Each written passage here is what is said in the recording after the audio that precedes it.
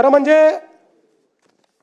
मी असं म्हणणार नाही की बाबा आपल्या तिजोरीत खूप पैसे आहेत, पण मी एवढं निश्चितपणे सांगू शकतो की देशाच्या मोठ्या राज्यांच्या अर्थव्यवस्थेचा विचार केला तर आजही सर्व निकषांवर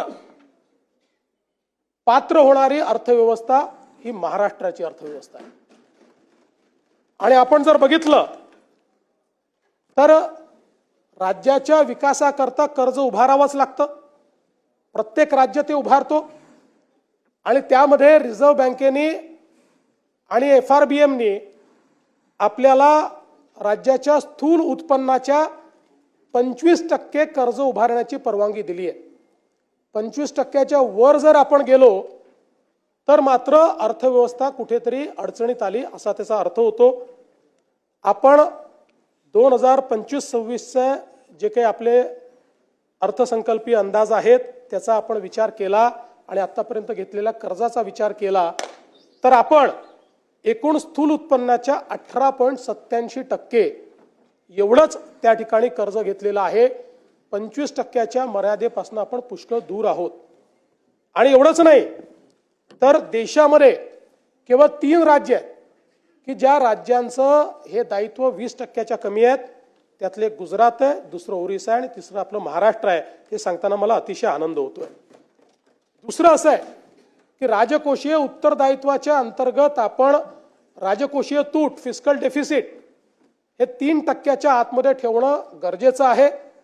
आपण लाडकी बहीण योजना आणि शेतकऱ्यांचे त्या ठिकाणी पैसे देऊन देखील आपलं फिस्कल डेफिसिट 3%च्या आतच आपण ठेवलेलं आहे।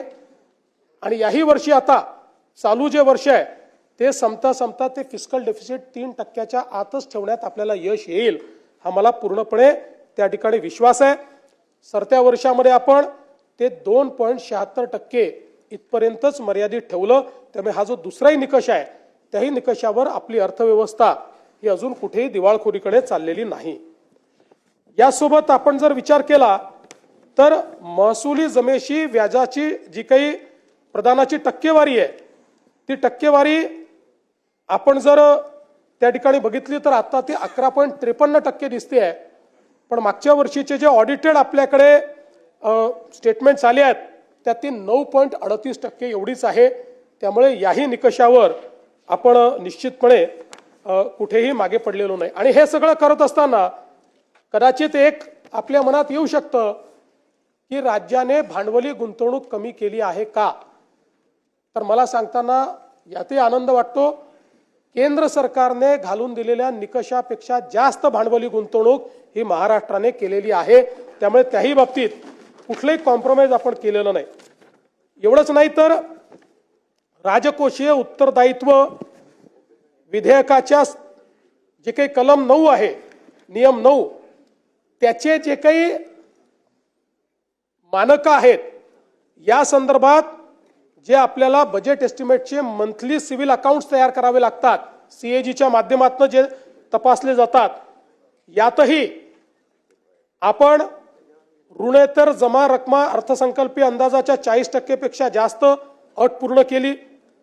राजकोषीय तूट अर्थसंकल्पीय अंदाजाच्या 45% पेक्षा कमी अट पूर्ण केली आणि महसुली तूट अर्थसंकल्पीय अंदाजाच्या 45% पेक्षा कमी ही पण अट आपण पूर्ण केलेली आहे। त्यामुळे CAGने घालून दिलेल्या ज्या 3ही अटी आहेत त्या त्यांच्या रिपोर्टमध्ये देखील आल्या आहेत, त्या देखील आपण या ठिकाणी पूर्ण केली आहे।